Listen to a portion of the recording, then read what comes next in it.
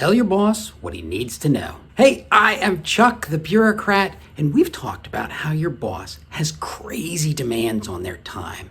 And one key to getting a top-notch evaluation is just shouldering some of that weight for them. But there's something else that you're going to have to be able to do for your boss, and that is control the content that flows into them. Now, on any given day, an action officer is going to know far more than their executive about any topic. In fact, if you're working for a GO who knows more about a topic than you do, you're not exactly adding value. This difference in levels of knowledge is completely by design. Your executive is working a broad range of issues with an eye towards integrating them, while you are working the depth of issues with an eye towards being comprehensive. So the first thing that you have to do in managing your boss's content is determine what in all that depth needs to be given to them in order to successfully integrate things. Now, it's handy if you can get this straight from your executive, but it's also not very likely that you ever will. Instead, you have two good sources for this type of information: your director and the executive's XO. Your director manages a portfolio of issues, and they're familiar with the interconnections between the issues that you're working. The XO routinely backseats your executive, and so they see the full range of issues facing the general officer. Plus, both of these people regularly meet face-to-face with your GO and get direct guidance from him. Now, if you want the best insight to the content your executive needs, I would talk to both your director and the XO.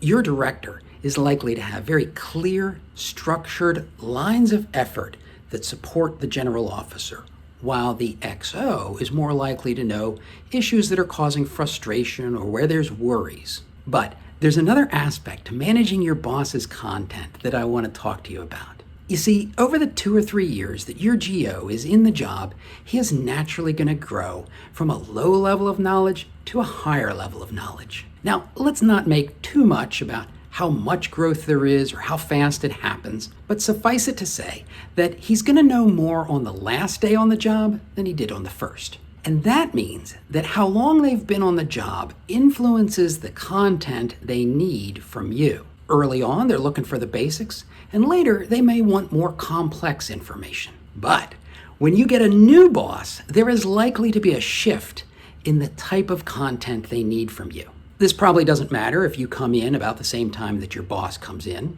but it can be downright traumatic if you overlap two bosses. You see, just as you're getting the technical competence to meet the needs of a reasonably knowledgeable executive, suddenly they leave and are replaced with a new executive. And you have to shift your content to satisfy that new executive.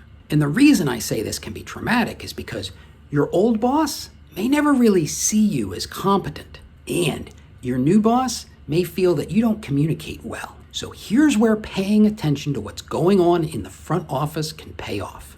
Most general officers show up with a brand new XO who has been hand-picked. These guys tend to naturally think like the boss, and they actively try to emulate the way the boss deals with problems. You combine that with the fact that they're just as new as their boss, and they are the perfect proxy to make sure that the content you're providing is the content that your boss needs.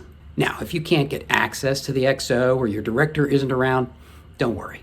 Just think like an executive. What decision needs to be made, what's your recommendation, and why? After all, we need you to be thinking like an executive. That's how you're going to make a contribution that matters to your executive. Of course, your recommendation might be wrong, it might not be well received, but just take criticism well, respond positively to guidance, and promptly provide what's asked for.